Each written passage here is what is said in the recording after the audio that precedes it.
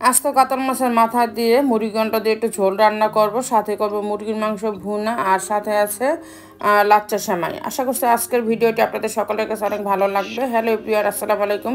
Beauties লাইফস্টাইলে আপনাদের সবাইকে স্বাগতম জানাচ্ছি। আশা করছি আজকের ভিডিওটি প্রথম থেকে শেষ পর্যন্ত দেখবেন।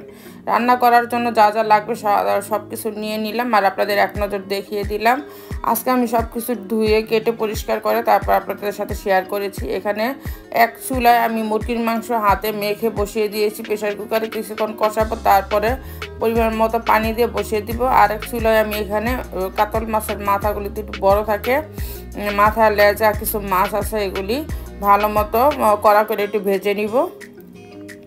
এখানে প্রথম শিশু ভেজেছে, তারপর আমি মাংসের ঢাকনাটা খুলে দিয়েছি।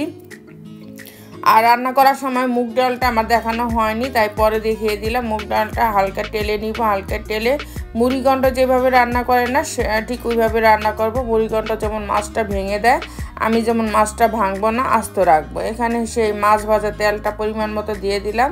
ওই তেলের মধ্যে সমস্ত পেঁয়াজ, কাঁচা মরিচ, টমেটো দিয়ে এখন ময় মশলা দিয়ে দিব, আদা রসুন, হলুদ মরিচের গুঁড়া, লবণ সব পরিমাণ মতো দিয়ে কষিয়ে নিব। কিছুক্ষণ কষানোর পরে পানি এখানে সেই ডাইল দিব, ডাইল দিয়েও কষিয়ে নিব। পরিমাণ মতো একবার লবণ দিয়েছি, একটু কম লাগলো, তারপর আবার আরেকটু লবণ দিলাম, দিয়ে এখন সেই ভেজে রাখার পর ধুয়ে নিয়েছি, ধুয়ে পানি ঝরিয়ে রেখে দিয়ে সেই ডাল এখন দিয়ে দিলাম। ডাল সমস্ত ময় মশলার সঙ্গে বেশ কিছুক্ষণ কষিয়েছি। তারপর এখানে আমি পরিমাণ মতো পানি দিয়ে দিয়েছি। পানিটা বলক চলে আসলে তখন এর মধ্যে আমি মাছ দিয়ে দিব।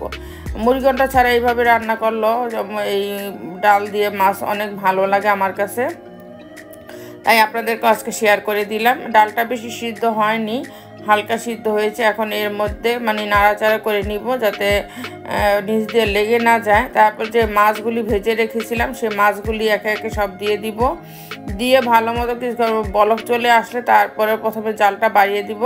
বলক চলে আসার পরে এখানে জালটা ডিম করে দিব যাতে আস্তে আস্তে ডালটা নরম হয়ে যায়। পুরো টানিয়ে ফেলবো না, পুরো টানিয়ে ফেলে অত মজা লাগে না, হালকা ঝোল ঝোল থাকলে ভালো লাগে। এটা মাছটা প্রায় রান্না কমপ্লিট হয়ে গেছে, লবণটা খুব সুন্দর হয়েছে। এখন ফ্রোজেন কিছু ধনিয়া পাতা নামিয়ে নিব। ফ্রোজেন ধনিয়া পাতা দিয়ে উপর দিয়ে দিব।